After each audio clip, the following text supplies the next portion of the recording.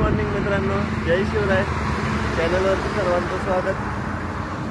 आपण अजूनही तेलंगणामध्येच आहे आणि इथून विजयवाडा अजूनही 120 किलोमीटरचं रनिंग बाकी आहे. तर 1-2-3 तासाचं रनिंग आहे आणि रात्री आपण आलो असतो तर मग ह्या सगळ्या गोष्टी तुमच्यापर्यंत पोहोचल्या नसत्या आणि माझाही आराम झाला नसता, म्हणून थांबलोय. तर मस्त फ्रेश आंघोळ पूजा वगैरे झालंय आणि आपल्याला अजूनही 120 किलोमीटरचा प्रवास करायचा आहे, जो दिवसा करायचा. म्हणजे विजयवाडाच्या जवळपास जे काय आहे ते तुमच्यापर्यंत नक्कीच पोहोचेल. आणि चला मित्रांनो, आजचा ब्लॉग सुरू करूया. चॅनलला सबस्क्राईब केलं नसेल तर सबस्क्राईब नक्की करा. पिकअप 19. कपडे पण धुवून ठेवले, रुमाल धुतलेला आहे, टी शर्ट धुतलं आहे, पॅन्ट आहे, म्हणजे सगळं ओके.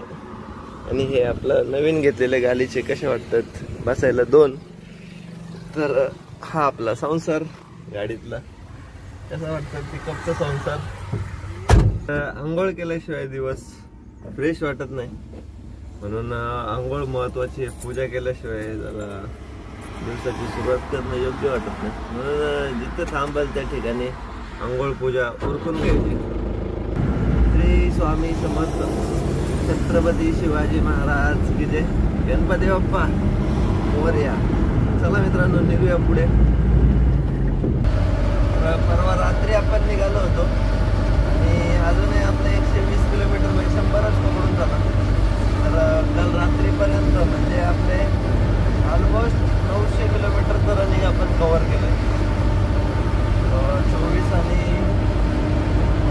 6 म्हणजे 30 तासामध्ये ऑलमोस्ट 900 किलोमीटरचं रनिंग आपण याही ट्रिपवरती कव्हर केलेलं आहे. तर 800-900 किलोमीटरचं रनिंग 24 तासामध्ये ऑटोमॅटिक म्हणजे 1000 पण होऊ शकतं, बट तेवढंही घेणं गरजेचं नाही आहे. स्वतःच्या जीवाची पण काळजी घेणं गरजेचं आहे. त्याच हिशोबाने 800-900 किलोमीटरचा पर डे टार्गेट ठेवू शकताय जर तुम्ही लॉंग रूटच्या बुकिंग घेताय तर. म्हणजे 1.5 दिवस 2 दिवसामध्ये एवढं रनिंग कॅप्चर करू शकताय. आणि एक हे दाखवतो तुम्हाला.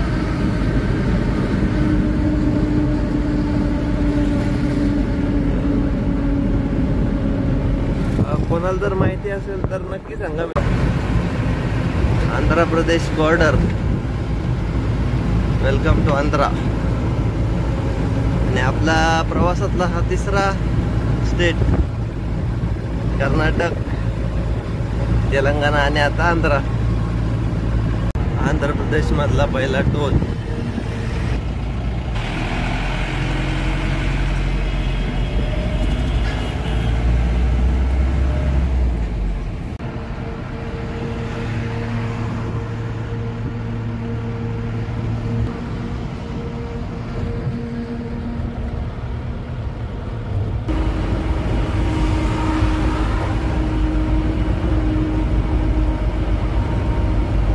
कसं वाटतंय, काय दिसतंय?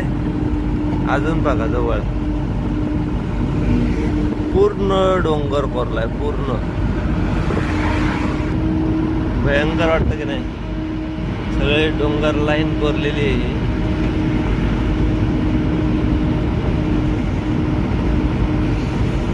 बघा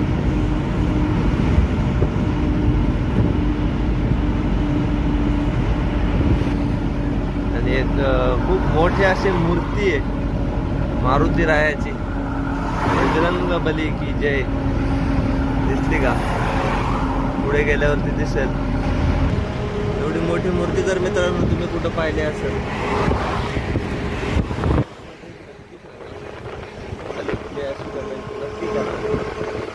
बघू शकता. फक्त 28 किलोमीटर राहिले आणि लय गरम होत आहे गाडी चालवताना, म्हणून थांबलो होतो पाणी वगैरे प्यायला. तर फायनली आपण विजयवाडाला पोहोचलोय. ते लोकेशन विजयवाडाच्या पुढे म्हणून 28 किलोमीटर दाखवते. आणि तुम्ही ज्यावेळेस मागच्या वेळेस पाहिलं असेल, ज्यावेळेस आपण चेन्नई टू रायपूरची ट्रिप केली होती त्यावेळेस विजयवाडामध्ये भरपूर सारे सीन्स आपण पाहिले होते. तर त्यांनी कोणी सिरीज पाहिलं असेल त्याच्या लक्षात आलं असेल. तर आता आपण पोहोचलोय. तर हा सीन पण बऱ्याच वेळा तुम्ही त्या सिरीज मध्ये पाहिला असेल. भरपूर मोठं हे भट्टी आहे, म्हणजे अणु प्रकल्प आहे वाटतं, तर त्याची ती भट्टी आहे.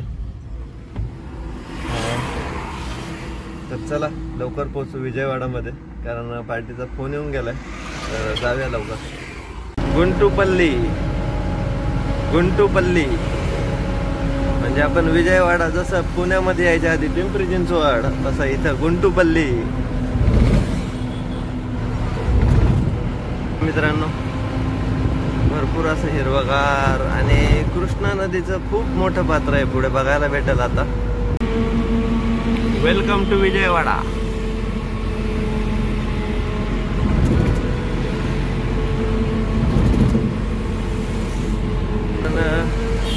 ऐतिहासिक सिटी आहे, विजयाचे शहर म्हणून विजयवाडाला ओळखतात. आणि पाहण्यासारखं भरपूर आहे. तर जाता जेवढं पण रोडवरती दिसेल ते तुमच्यापर्यंत पोहोचवतो.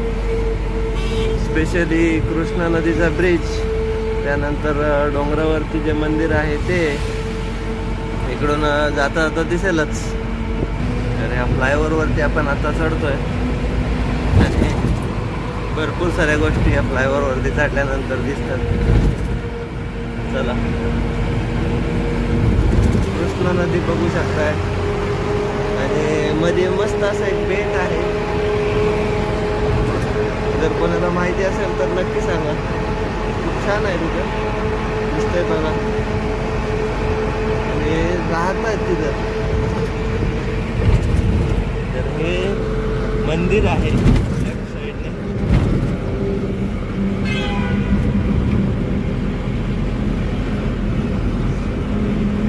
आणि मेन व्ह्यू विजयवाडाचा साईडला आहे.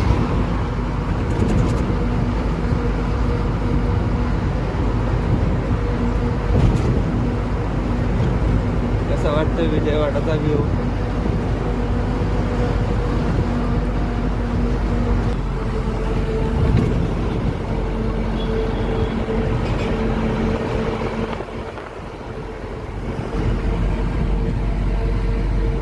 समोरच रेल्वेचा भरपूर मोठा असा ब्रिज.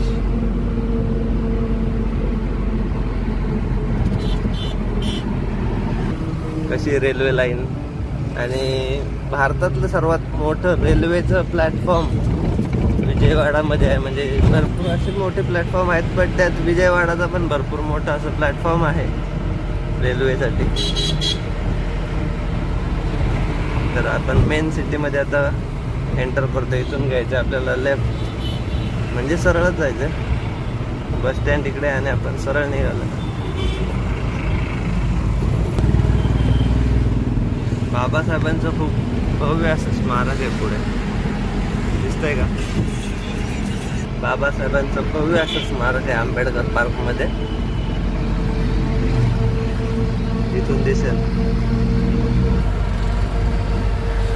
त्या चौकातून जर राईट घेतलं तर आपल्याला चेन्नईला जाता येतं. आणि आपल्याला जायचं सरळ जिकडे आपलं लोकेशन आहे.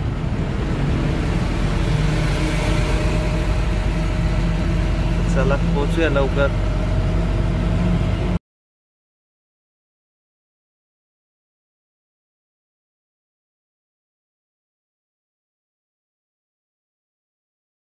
ठोकले समोरच्या गाडीला, त्याची गाडी ठोकलेली आहे कारवाल्याने. बघू शकताय ऍक्सिडेंट झालाय. त्याची गाडी ठोकलेली आहे मर्सिडीज वाल्याने. डायरेक्ट बोनट ओपन समोरासमोर. त्याचा निघालाय बंपर, याचा निघाला बोनट. रेडिएटर फुटला. खतरनाक आहे असं ऍक्सिडेंट. पण सगळं बुलंड फुटलं एवढं 10च्या स्पीडला सुद्धा. म्हणजे काय सेफ्टी आहे गाडीत? 10च्या स्पीडला बोनट अख्खा उलटा, बुलंड टँक खाली. आणि लाईव्ह ठोकलंय समोरच. चला आपला फक्त 5 किलोमीटर राहिले. हाच रोड सरळ जातोय लोकेशन वरती. जर पिकअपने जर ठोका दिला असता तर काय झालं असतं? जाऊ द्या, नाही होत ते. चांगलं आहे आपल्याकडून सेफ्टीची काळजी घेऊन ड्रायव्हिंग करत चला. तर फायनली मित्रांनो आपलं लोकेशन आपल्या जवळ आलंय. डीमार्टचं स्टोअर आहे. मग आता ते कुठे आहे एक्झॅक्ट ते राईट साईडला दाखवत आहे मॅपवरती. मग इथेच कुठेतरी पाहिजे. तर बघू कुठे दिसतंय डीमार्ट. आणि इथेच दाखवत आहे. हा हेच ग्रीन पट्टी मारलेलं डीमार्ट दिसतंय. तर हे आहे ड्रॉप लोकेशन. समोर दिसतंय का डीमार्ट. यस. तर हे आहे आपलं लोकेशन. चलो फायनली लोकेशनवरती पोहोचलो.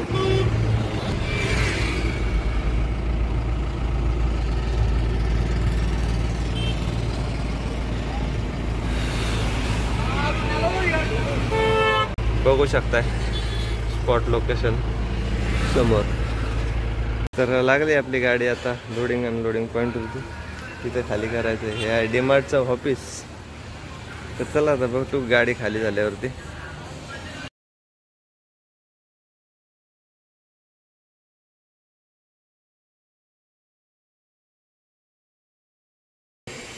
तर मित्रांनो एवढं सारं मटेरियल आपल्या गाडीमध्ये होतं. आणि एक अर्ध्या तासात आपली गाडी खाली झाली. नायट्रोजन गॅस सोडा.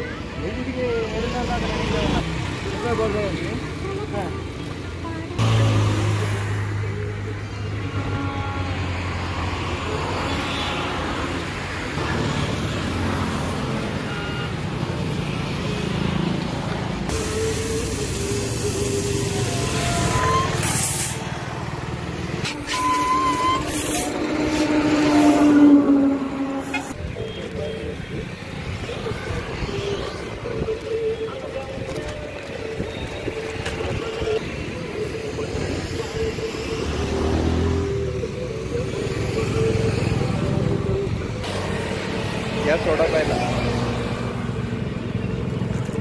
समोरच आपली 1934 आणि आपण बसलोय झाडाखाली.